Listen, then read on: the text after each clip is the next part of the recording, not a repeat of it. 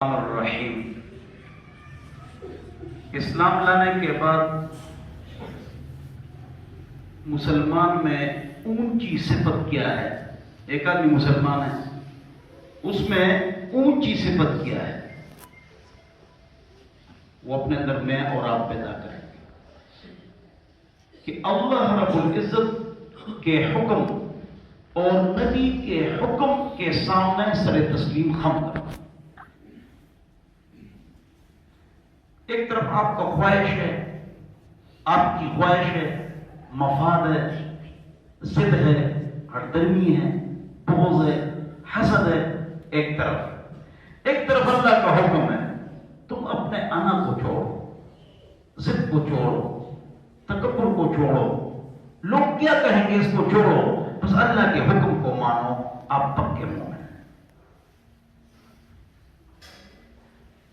چنانچہ اس بات کی طرف اشارہ کرنے والی آیت یہ ہے، فلا بس بالکل نہیں، لا یؤمنون، وہ لوگ پکے مومن نہیں، حتی یحکموک فیما شجر بینہم، جب ان کے مابین کوئی مسئلہ پیش آ جائے تو وہ آپ کو حکم مان لیں، آپ کو لیڈر مان لیں، آپ کو امام مان لیں، آپ کو پیشوا مان لیں، اے محمد مصطفیٰ صلی اللہ علیہ وسلم۔ اس کو ہم اس طرح بھی لے سکتے ہیں کہ اپنی بہن کو حصہ دینا چاہیے، نہیں دینا چاہیے تو دینا چاہیے۔ اب ایک معاشرہ ہے اور ایک اللہ کا حکم ہے، اور اگر بہن نے مانگ لیا کہ مجھے اپنا حصہ دے دو، اگر وہ نہ مانگے تو دینا ہے، لیکن اگر وہ مانگ لے تو ڈبل واجب ہو جاتا ہے، پھر دے دو۔ اب ایک معاشرہ ہے، حالات ہیں، واقعات ہیں، علاقے کا رسم و رواج ہے، اور ایک اللہ کا حکم ہے، تو ہم کو اللہ کے حکم پر چلنا چاہیے اور دل میں تنگی نہیں لینا چاہیے۔ اس آیت میں یہ جملہ ہے، میں نہیں پڑھا، کہ وہ آیت اس طرح ہے کہ فلا وربک لا یؤمنون حتی یحکموک فیما شجر بینہم، شاباش، ثم لا یجدوا فی انفسہم حرجا مما قضیت ویسلموا تسلیما۔ میں حافظ نہیں ہوں لیکن ترجمے سے صحیح پڑھتا ہوں، حافظ سے اچھا ہوں ماشاءاللہ۔ تو اور دل میں تنگی بھی نہ ہو، دل میں تنگی بھی نہ ہو کہ بھئی اب کیا کریں گے، تو اللہ کا حکم ہے، مان لو۔ اس بچے کے لیے 100 روپے نام تو ہونا چاہیے، ماشاءاللہ 100 روپے نام میں دے دوں۔ تو بہرحال اللہ کا حکم ماننا، اللہ کے حکم، نبی کے حکم کے سامنے سر تسلیم خم کرنا۔ اس طرح واقعہ پیش آیا، وہ سب کو معلوم ہے، دوبارہ سناتا ہوں، آپ سب کو معلوم ہے کہ حضور نے ایک فیصلہ کیا منافق اور یہودی کا، صلی اللہ علیہ وسلم، بس بات ختم ہو گئی۔ جب دونوں باہر نکل گئے تو منافق نے سوچا کہ اگر عمر یہودیوں کے بڑے خلاف ہے تو چلو اس کے پاس فیصلہ لے جاتے ہیں، وہ ان کے خلاف فیصلہ کر دیں گے۔ تو یہودی نے کہا آپ کے پیارے نبی نے فیصلہ کر دیا تو عمر کے پاس کیوں لے جاتے ہو؟ کہ نہیں ادھر بھی جاتے ہیں، ادھر جاتے ہیں، چکر لگا کے آ جاتے ہیں۔ اب ایک طرف نبی ہے تو عمر کے پاس کیوں لے جاتے ہو؟ تو وہ دونوں ادھر چلے گئے۔ یہودی نے پورا قصہ سنا لیا کہ حضور فیصلہ کر چکے ہیں، لیکن اگر عمر کے پاس جاتے ہیں، عمر نے تو ساری بات سن لی رضی اللہ عنہ، تو کہا کہ صبر کرو، میں تمہارا فیصلہ کرتا ہوں، اور گھر چلے گئے اور تلوار اٹھائی، کتنے سخت اور تیز آدمی تھے، اللہ اکبر، اور گردن اڑا دی منافق کی، کلمہ پڑھا۔ آپ حیران ہوں گے کہ حضور خفا بھی ہو گئے، لیکن آیتیں اتر گئی اور کہا کہ جو اللہ کا حکم ہے، نبی کا حکم ہے، اس کو ماننا چاہیے، خوشی سے ماننا چاہیے، اور دل میں تنگی نہیں لینی چاہیے۔ یہ خاص بات ہے، یہ جو ہمارا جو تجربہ ہے 20-25 سالہ تجربہ ہے، تو وہ تجربہ یہ ہے کہ جو آدمی ناحق ہوتا ہے ہمارا تو یہ کام ہے فتوے لکھنا. جو نہ حق ہوتا ہے تو وہ عدالت جاتا ہے, اور جو حق پر ہوتا ہے وہ مفتی صاحب کے پاس آتا ہے, لیکن فتوا لوگ نہیں کرتے. تو ہم لکھتے ہیں فتوا, وہ عدالت بھاگتا ہے کہ عدالت چلے جائیں. کیوں؟ وہاں پیسے دے کے فیصلہ خریدا جا سکتا ہے. ٹھیک ہے نا جی. بہرحال تو اللہ کے حکم اور نبی کے حکم کے سامنے سر تسلیم خم کرنا یہ مومن کی بہت بڑی نشانی ہے, اس کی علامت ہے. اور یہ کم لوگ ہوتے ہیں, بہت کم لوگ ہوتے ہیں ایسے ایمان والے. تو میں ایک بار سنا کے بات ختم کر دیتا ہوں. کہتے ہیں کہ کون آدمی ہے جو حق بات مانتا ہے؟ جواب, جس میں عاجزی ہو, تکبر نہ ہو. جو آدمی حق بات مانتا ہے چاہے اس کے خاندان کے خلاف ہو, بھائی ہماری غلطی ہے, تو وہ صحیح آدمی ہے, وہ ٹھیک آدمی ہے. سامنے خاندان ہو یا والدین ہو, لیکن آپ دیکھیں کہ بھائی یہاں اس وقت حق کس کے پاس ہے, تو وہ آدمی عاجز طبیعت ہے اور آدمی جنت میں جائے گا. فرماتا ہے کہ کسی کی انداز, رفتار, گفتار سے یہ نہ سمجھو یہ متکبر ہے, یہ متکبر ہے, یہ متکبر ہے. نہیں, بعض آدمی کا انداز, رفتار, گفتار ایسا ہوتا ہے. لطیفہ سناتا ہوں.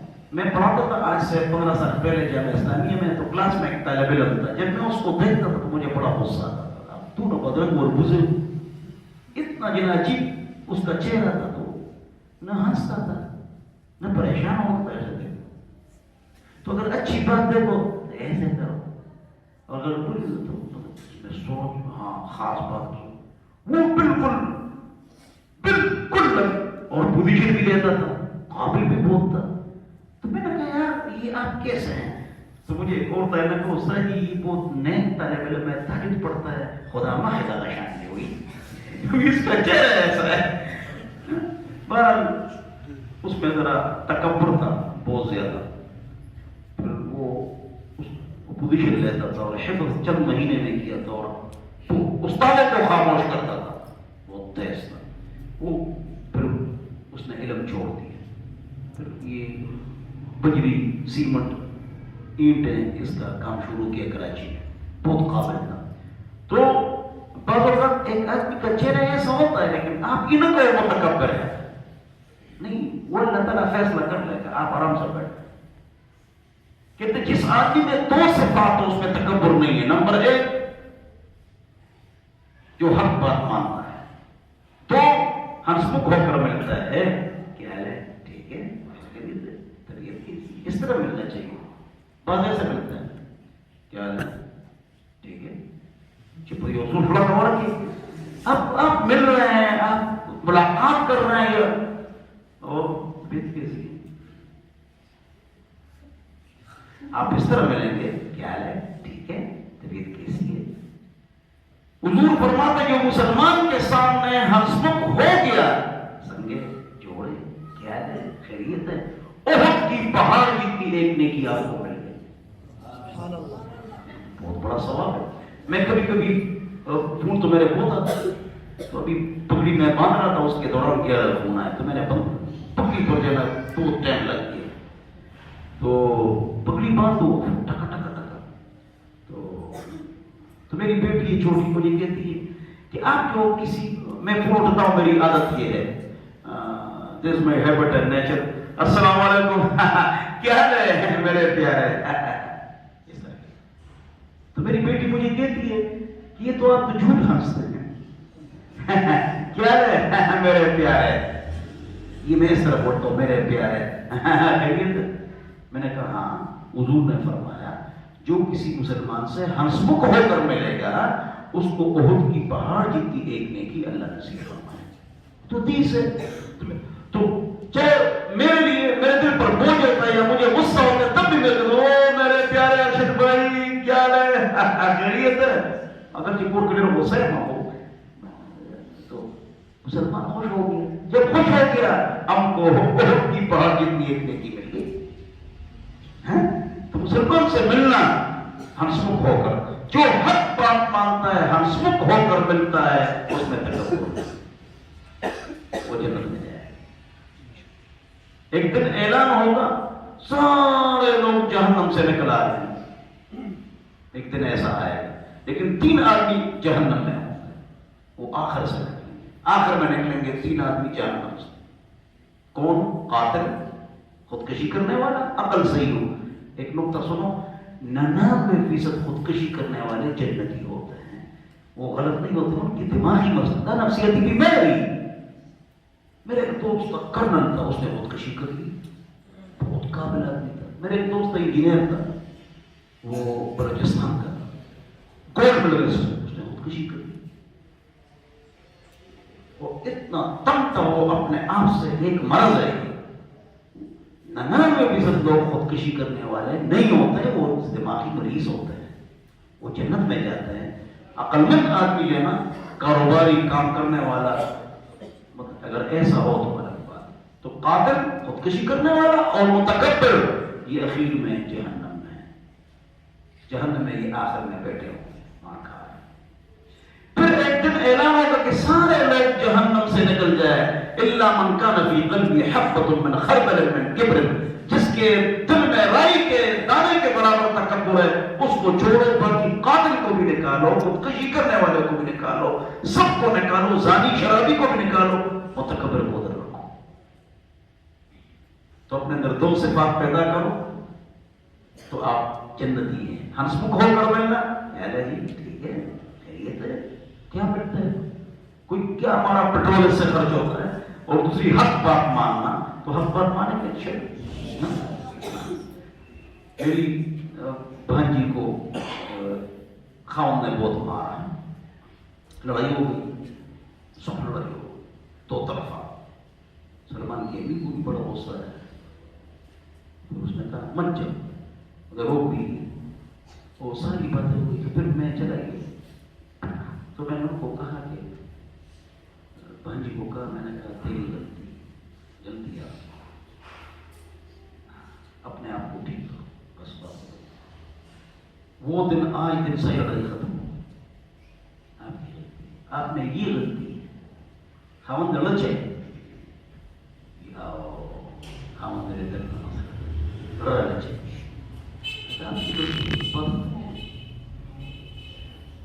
تو پھر انہوں نے بہت مارا. تو میں نے کہا اس روڈ کی گلی میں آپ کو ٹرک کے ساتھ باندھ دوں گا، اے مرد. اس بھانجی کے شوہر کو کھینچ دوں گا، پھر کوئی پوچھنے والا نہیں ہو.